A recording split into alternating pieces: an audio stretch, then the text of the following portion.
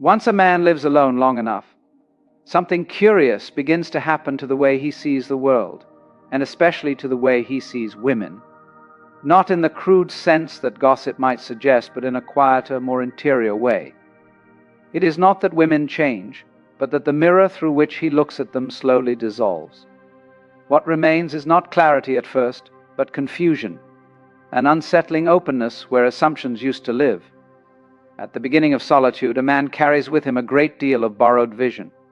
He sees women as he has been taught to see them, as roles, as ideals, as promises, as dangers, as fulfillments.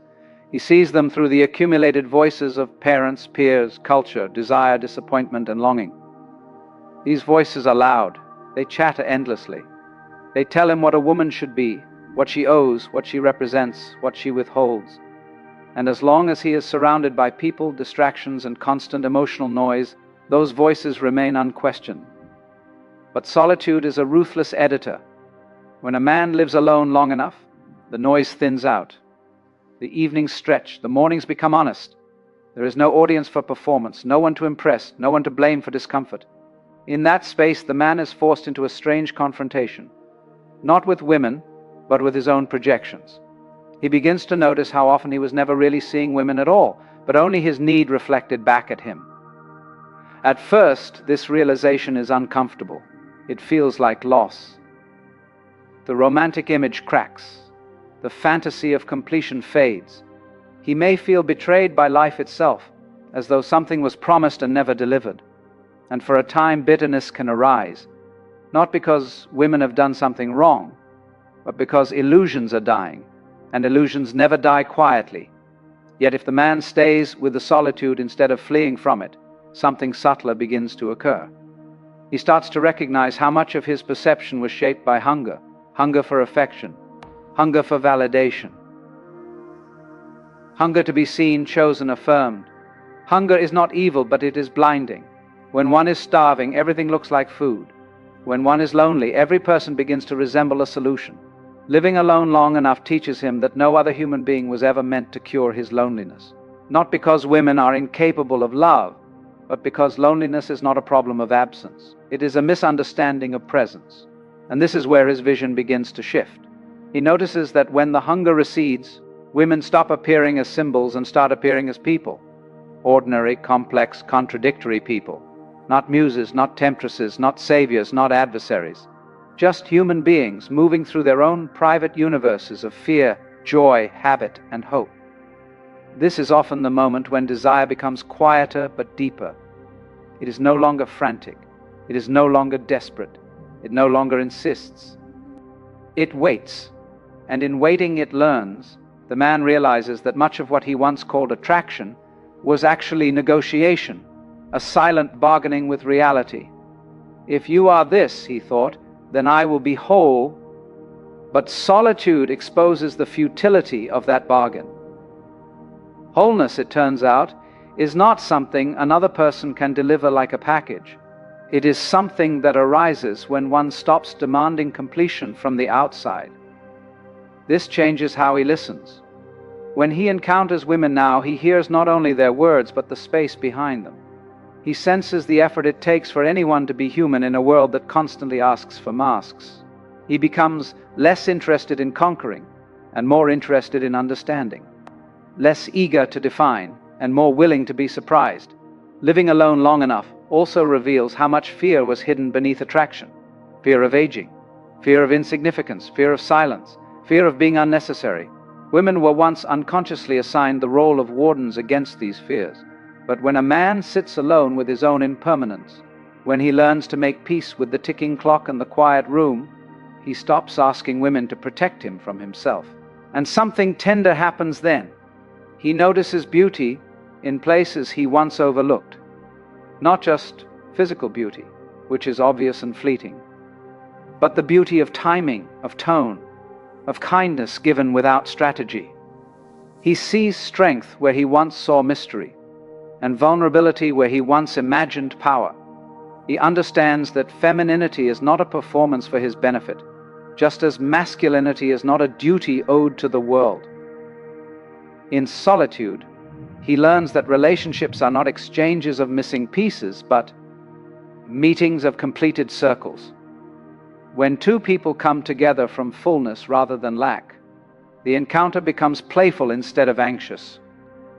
There is room for laughter, room for disagreement, room for departure without devastation. This does not mean he stops wanting companionship. On the contrary, his desire becomes more honest. He no longer wants a woman to save him from himself. He wants to share a life, not escape his own. He wants resonance, not rescue. He also becomes more forgiving. He sees how often women were burdened with expectations they never asked for, expected to soothe, to inspire, to nurture, to stabilize, to excite, to remain youthful, to remain mysterious, to remain available, to remain strong. Solitude reveals how unreasonable these silent demands were, and seeing this, he loosens his grip. There is a kind of reverence that grows in him. Not the worship of fantasy, but the respect born of clarity. He understands now that every woman he meets is fighting her own invisible battles, negotiating her own contradictions, carrying her own history of being misunderstood. And he recognizes that understanding does not require possession. Once a man lives alone long enough, he stops confusing intimacy with proximity.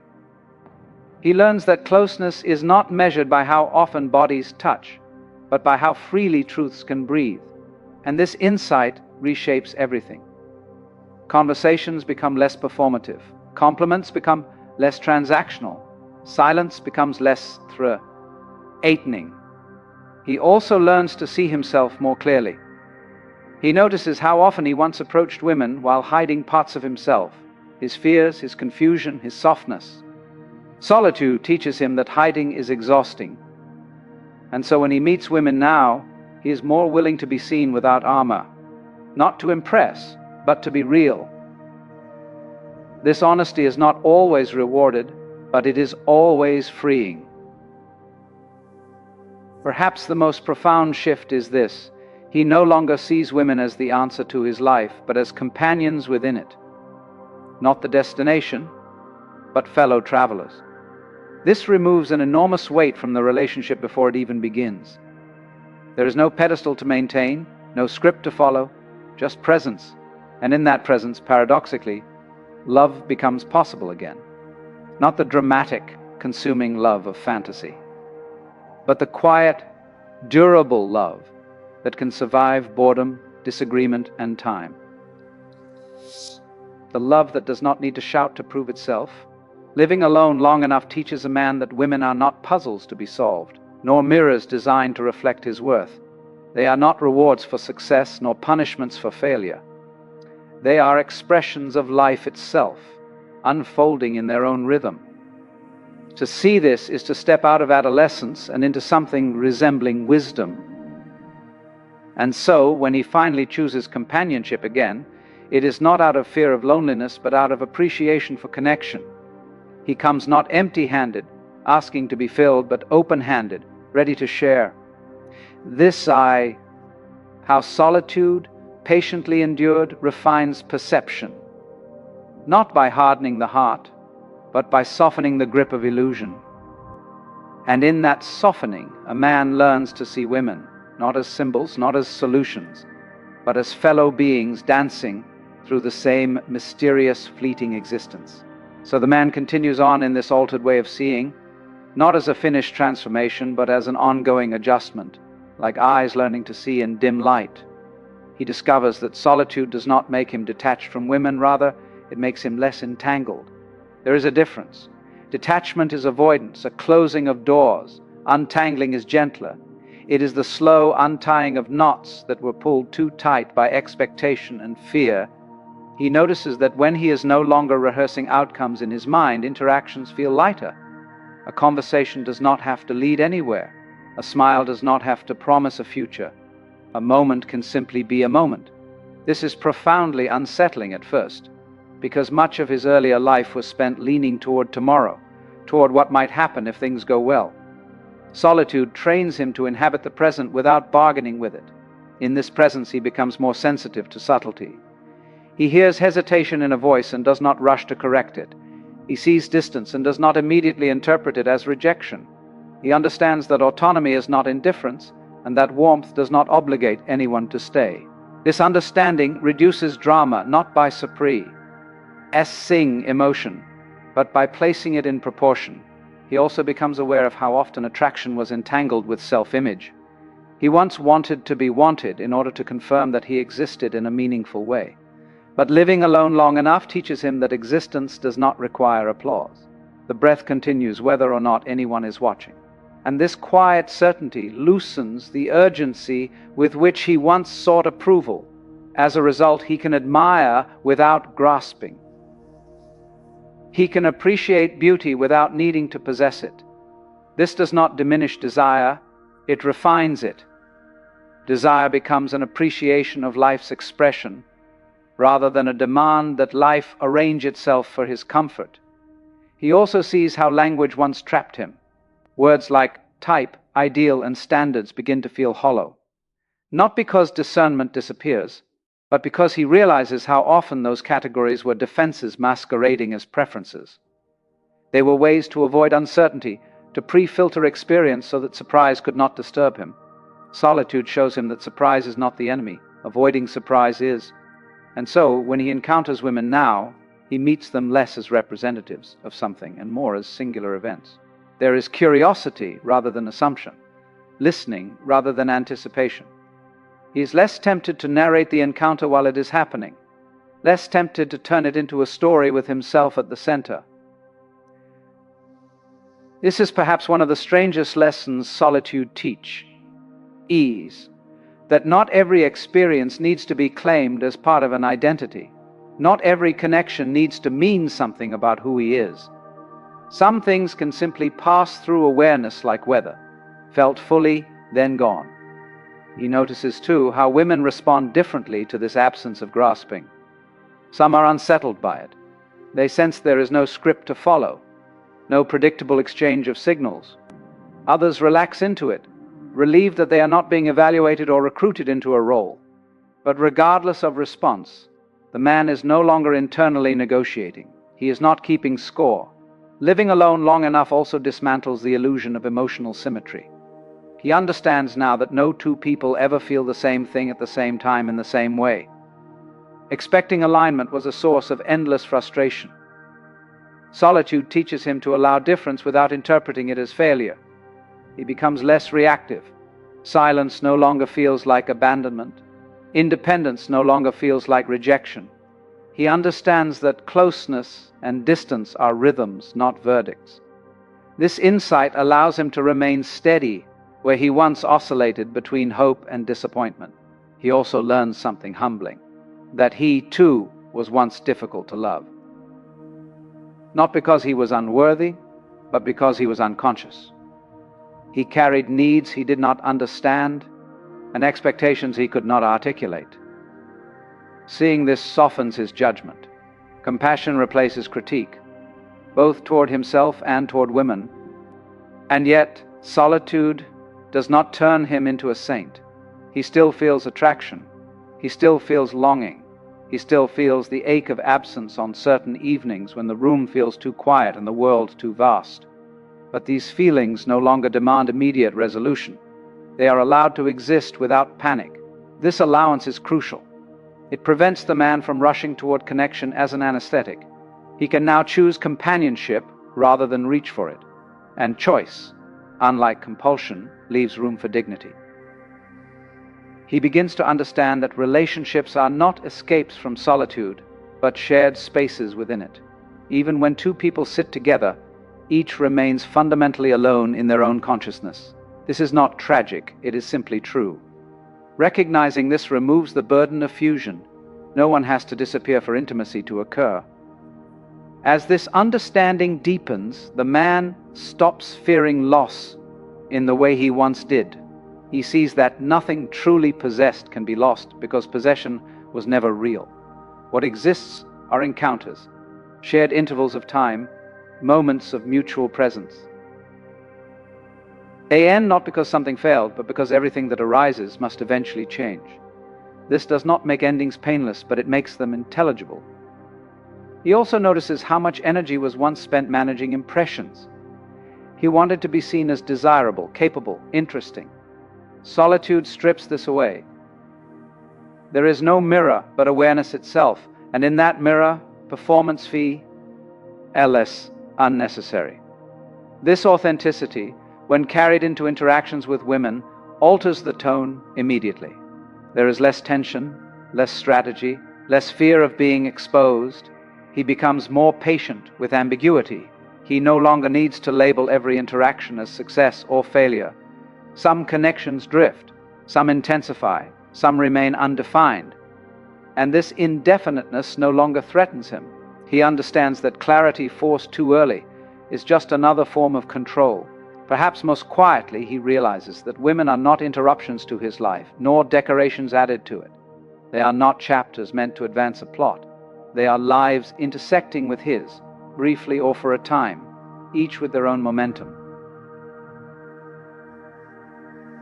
Seeing this removes the subtle arrogance he once carried without knowing it. And so the way he sees women continues to evolve, not toward indifference, but toward simplicity. Less story, more presence. Less projection, more perception. Less need to be completed, more willingness to be encountered. The transformation is not dramatic. No thunder, no revelation, just a steady thinning of illusion, a gradual return to seeing what was always there, obscured only by noise. And this thinning continues in ways that are almost imperceptible, like dust settling after a room has been left undisturbed for a long time. The man finds that he no longer rehearses conversations in advance, no longer imagines how things should unfold. He shows up as he is, which sometimes feels awkward, sometimes plain, but always lighter. The weight of anticipation has fallen away. He begins to notice how often he once approached women with a sense of urgency, as though time were running out and every encounter needed to justify itself. Solitude recalibrates his sense of time. There is no longer a race to arrive somewhere else. The present moment becomes sufficient, and from that sufficiency, patience naturally arises. With patience comes a deeper listening. He listens not to extract meaning, but to receive it. He does not hurry to respond, to explain, to fix. He understands that being heard is often more important than being helped. This awareness softens his presence, and in that softness, interactions lose their sharp edges. He also sees how much of what he once called love was actually fear wearing a poetic mask. Fear of being alone, fear of being ordinary, fear of not mattering. Solitude strips fear of its disguises. When fear appears now, it is recognized, named, and allowed to pass rather than acted upon. This changes everything. The man notices that admiration no longer turns into comparison. He does not measure himself against other men, nor does he measure women against imagined alternatives. The mental marketplace closes. There is no longer a sense of scarcity driving desire. This does not eliminate preference, but it removes desperation from the equation. He begins to appreciate the dignity of distance. Not every connection needs to collapse into intimacy. There is value in knowing someone lightly, in sharing a laugh without implication, in exchanging warmth without expectation. Solitude teaches him that closeness imposed too quickly often destroys what it seeks to secure. As his inner world becomes quieter, he becomes more attuned to rhythm rather than outcome. He senses when a conversation wants to deepen and when it wants to end. He respects these movements instead of resisting them. There is trust now, not in people, but in process. He also realizes that his earlier interpretations of women were often filtered through his relationship with himself. When he felt incomplete, women appeared powerful. When he felt uncertain, women appeared confusing. When he felt grounded, women appear simply human. Insight dissolves blame. Perception becomes a mirror rather than a weapon. Living alone long enough teaches him that attraction is not something he creates or controls. It arises spontaneously, like interest, like curiosity, and just as spontaneously, it can fade. He no longer treats this fading as betrayal. He understands that change is not personal, even when it feels intimate. There is also a growing respect for silence. He notices that not every pause needs to be filled, not every emotion needs commentary. Silence becomes a shared space rather than a void to escape. In this silence, there is often more communication than words could provide.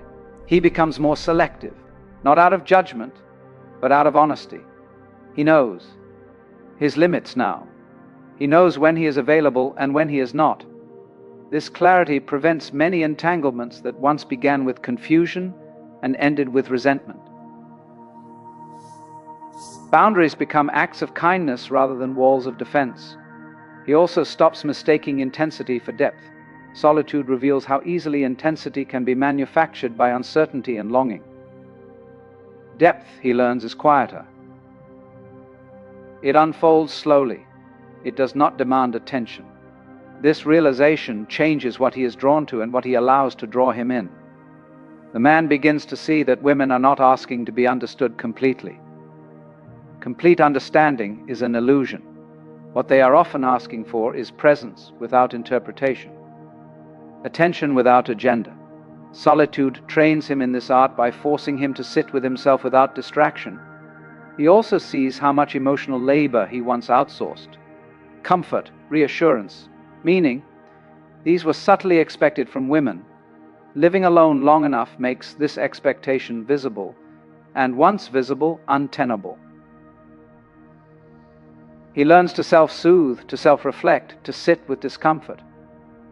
This self-reliance changes the texture of every interaction. There is a newfound humility in him.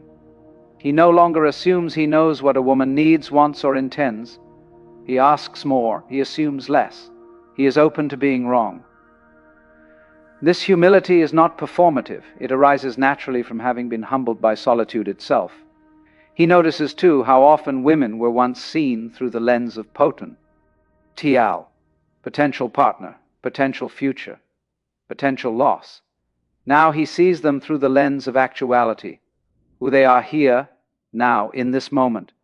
This shift reduces both fantasy and disappointment. The man also becomes more comfortable with endings that do not have explanations. Not every connection dissolves because of a mistake. Some simply complete themselves. Solitude teaches him that closure is not something granted by others, it is something cultivated internally. As these realizations accumulate, his way of seeing women becomes less about interpretation and more about participation. He is not standing outside, analyzing. He is inside the moment, responding organically. This participation feels more alive, more real, even when it is uncertain. And still, the process continues. There is no final understanding to arrive at, no fixed conclusion to reach, only an ongoing refinement of perception, shaped by quiet nights, unshared thoughts, and the steady companionship of his own awareness. And so, after all this time alone, after the long evenings and the unguarded mornings, the man arrives not at an answer, but at a way of seeing. He understands now that solitude was never a punishment, nor a rehearsal for some future happiness, but a teacher that spoke in silence. It did not tell him what to think about women. It removed what was never true.